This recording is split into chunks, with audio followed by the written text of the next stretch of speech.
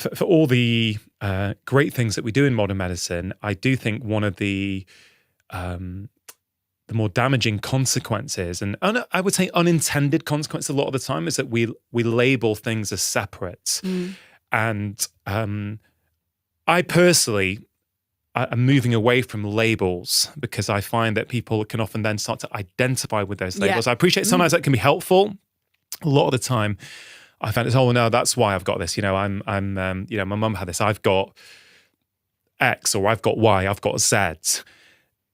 And sure, that might be great in the short term to go, oh, I'm not making this up. It's that this is something. But it can also be hard, particularly if the language we use around it makes it your identity. It makes it very hard to then break free. But a lot of the time, these symptoms are, if we pay attention, they're telling us something, right? But modern life is so quick and fast paced, and we don't need to sit with our thoughts and listen to these signals anymore, do we? We can just numb them with whatever, alcohol, food. Deliveroo. Social media, WhatsApp message, whatever it might be. You don't have to sit with your thoughts anymore. You don't have to pay attention, but our bodies are speaking to us. They're trying to tell us something. Can we listen? Can we hear it? Yes, on one hand, it sounds simple. No, it's simple at its core, but it's not easy.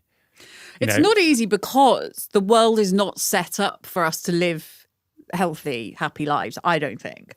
In what we value as success. I'm going really woo-woo here now, okay? But I feel that what we are experiencing right now globally on a sort of, all of the stuff of, cost of living crisis, gas shortages, all of this stuff, turmoil in political systems.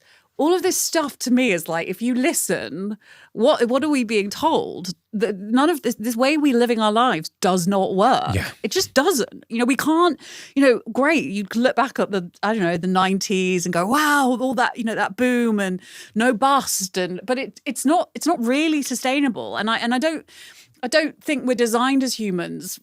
Convenience feels great, but I don't think it's it isn't a sustainable way in which to live our lives. I often say my other definition of one of the one of the defining qualities of my addiction, or of addiction generally, is wanting to go from A to Z without going through B, C, D, E, F, G, H, I, J, K. It's like, just get me to Z. But I don't want to do any of the fucking work to get there. So that can manifest in my addiction of like, I just want to feel good. Yeah. I just need to feel good. So give me a drink, give me a line, give me or food, or, I don't want to feel this feeling. So I'm going to play Candy Crush or whatever. There's a million ways, but the feelings are there for a reason. Yeah. You go through them, you tend to feel a lot better at the end of them. But all of us, I kind of feel we're kind of loads of bodies sort of suppressing so much because we've been taught that that's the right thing to do. And in fact, it's wrong. No wonder we're all ill.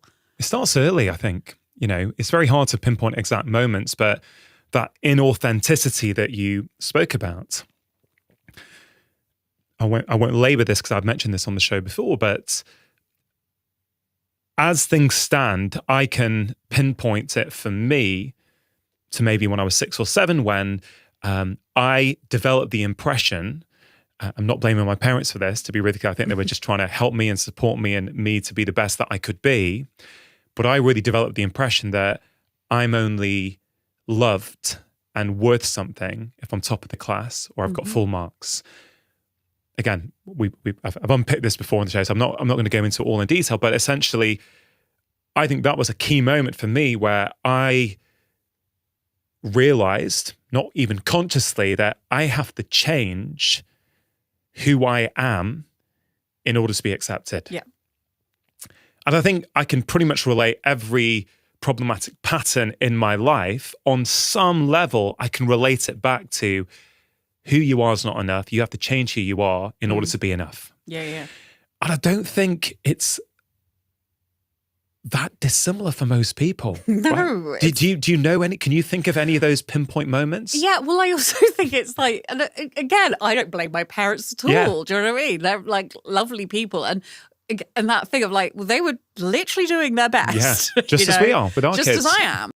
But I do, yeah, definitely that thing of if you're, you need to be successful, you need to do well at this. But also I was thinking it's those little things that I catch myself doing and I have to stop myself doing, which is like when my daughter cries, I'm like, don't cry.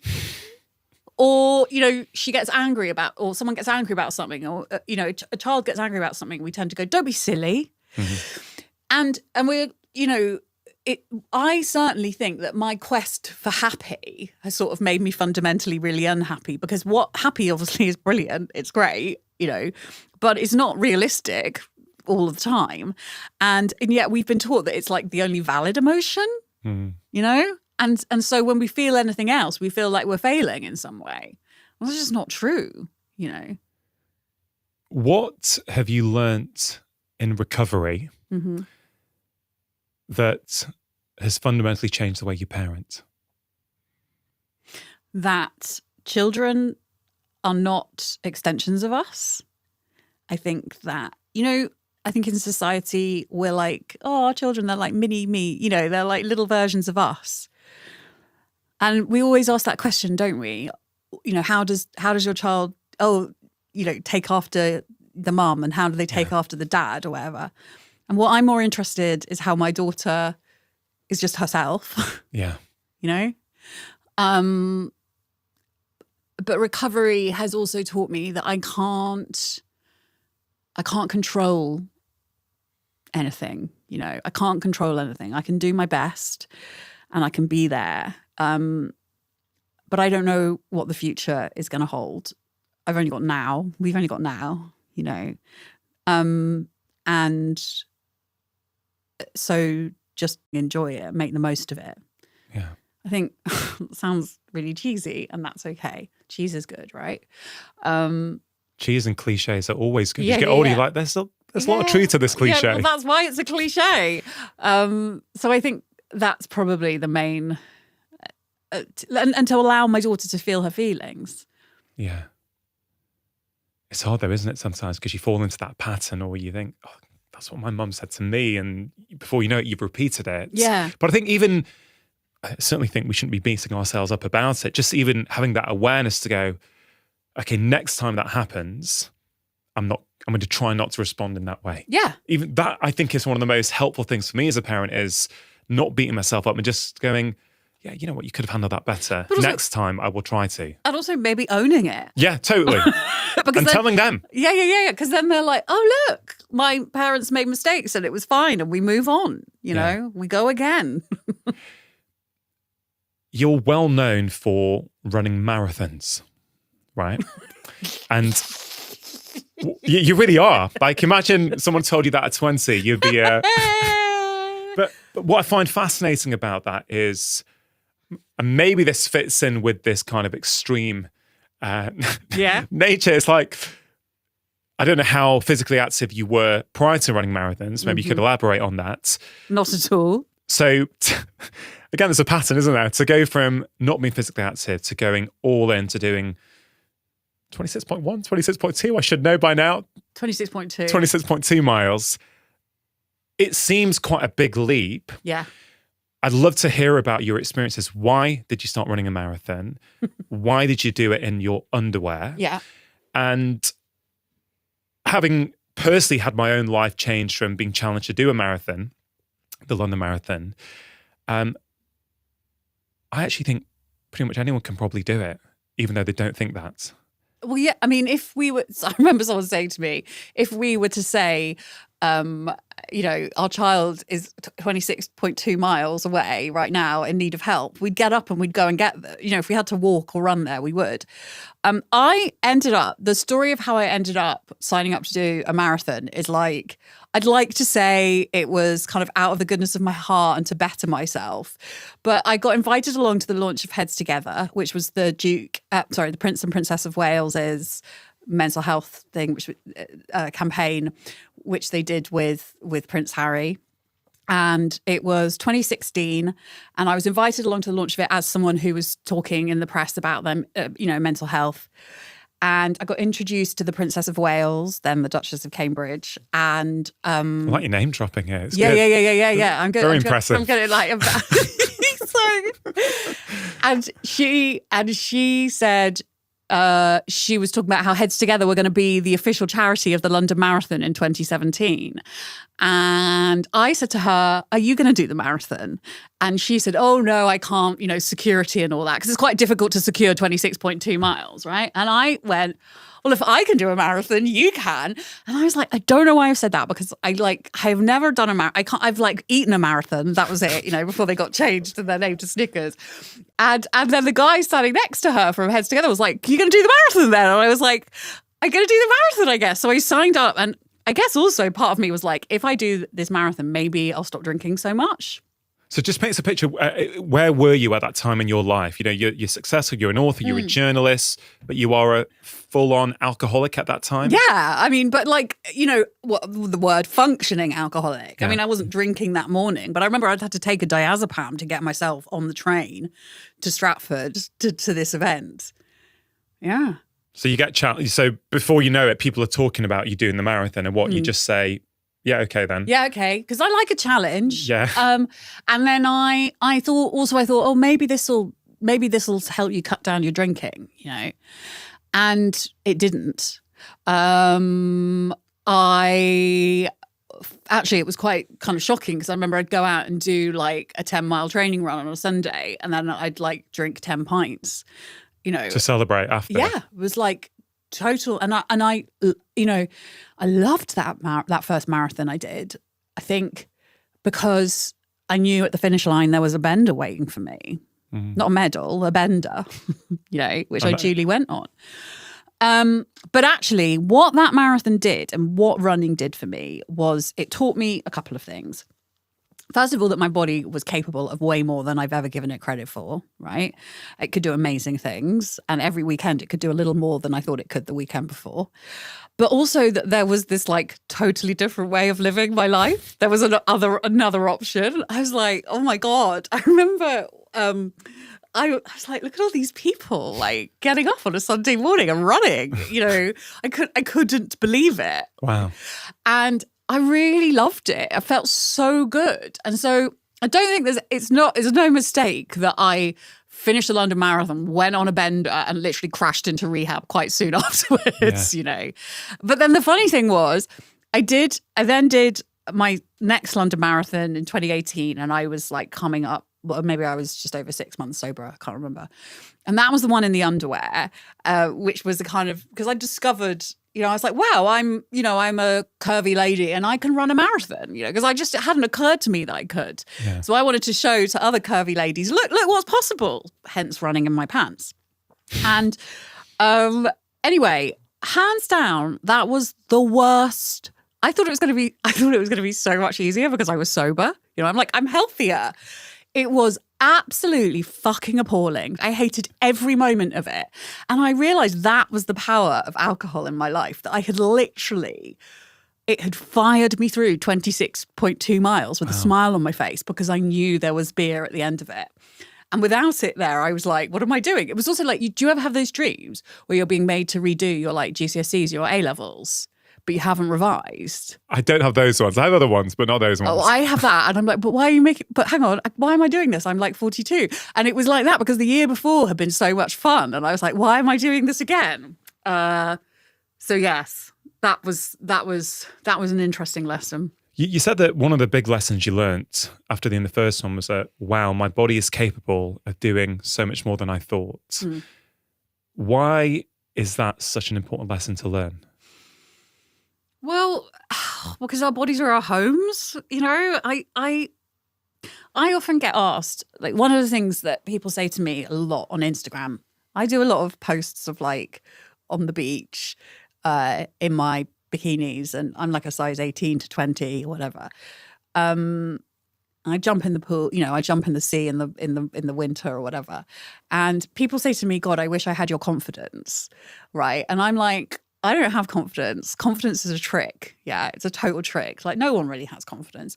But what I do have is a desire not to hate on my body anymore, because it's just a waste of time. It's a waste of my time. It's a waste of my energy. It's a waste of everybody else's energy. It genuinely is one of the few things in life that makes me really angry is diet culture, I guess, and how many women have been sort of, I guess, you know, how many of us have been, it's like a cult almost, you know, have grown up just it never occurring to us that we could like ourselves. Like the default position was, you can be better, you should be better, you are not enough, or you are too much. That is what most women grow up with. Most women my age, and I can only speak, have gone through their whole lives thinking that, watching their own parents who have watched their parents who have watched their parents, you know, trying to shrink themselves to be a better, or, you know, just change themselves to be better. And that's just, it's mad. It's totally mad. And I don't really care what size someone is anymore. You know, I think we've veered from one point to another. It was, you know, there's been a big thing going all around social media, which was the New York Post had put a piece up with a headline that said heroin chic is back. Yeah. And people getting furious about it, which is, you know, again, I don't really have the energy to do it. You know, again, actually, if you read the piece, it was a little bit more nuanced than that, but it was irresponsible, the headline. Right. But, you know, that idea that women's bodies are somehow trendy. You know, people will say to me, oh my God, but curves are amazing. They're so in trend. And I'm like, this is me. This is what I look like. This is just what I look like. Like I'm not, you know, I don't, you know, and I had a bit of a reminder of it this morning when I was at Euston Station and I was having my coffee and a guy came up to me and he said to me, and I was quite shocked. And he said to me, how much will it cost me to have you? It was like 7:30 in the morning as well. Do you know what I mean? He just came up to you and said that? Yeah, he was like out of it. He was clearly, you know, and I was like, I just went, mate, he was obviously really unwell. And I'm not just saying that but I thought, my God, but I suddenly was jolted because I used to get shit like that all the time. When I was in my teens and my 20s, like when I was like 12, 13, I used to get men coming up to me and seeing me as like, you know, like my body as public property or whatever. And that's not unusual. Do you know what I mean? Like the things like men who are, you know, now we would be like, that's insane. Well, that gives me the heebie-jeebies. Yeah. My daughter's about to be 10 and you're saying that at 12. Like yeah, that literally. I remember sitting, I remember my mum popping in to the bank one day and I was sitting in the passenger seat waiting for her, and ticket inspector, like a what are they called? Like a road traffic. He came up and I thought, oh, he's going to issue us Parking attendant. He's going to issue us with a parking ticket, and I was like, mum, and I was like 12, and he was like, can I have your number?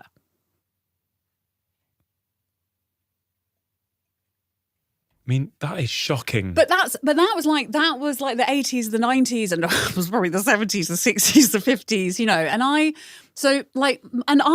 played along with it like for so long, you know. I had to shrink myself. I was like, I will be worthy if this person finds me attractive, if this man finds me attractive. You know, I've got massive boobs, you know. I have sexualized myself from the moment I knew how to, you know, and it was like I willingly played a part in that.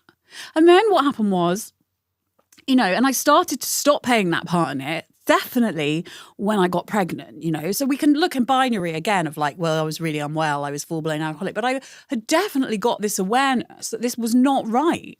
And I was not going to kind of like play this part anymore because I suddenly, my body as well had done this amazing thing. And I had this other, you know, so it was like, I don't want my daughter to grow up in that world where that's the case. We say you were willingly playing a role in that, but I don't know, from the outside, and this kind of fits with other themes that we've been talking about today. you're just a kid, right? When this sort of stuff's starting to happen. So just as with, a lot of things that happen in our childhoods, these things start off as defensive mechanisms to help us get through and survive in, a very toxic culture and a toxic environment. So, is it fair to say you're playing a part? Yeah, I guess technically you're playing a part, but it's probably your subconscious trying to go, I need to, this is a way to insulate myself. I need to don't judge myself or shame myself for that. What I mean to say is that it is so insidious, this shit. Do you know what I mean? That like we don't even know that we're doing, we think that we want to be part of it a lot of the time. If you enjoyed that short clip, I think you are really going to enjoy the full conversation, which you can check out here.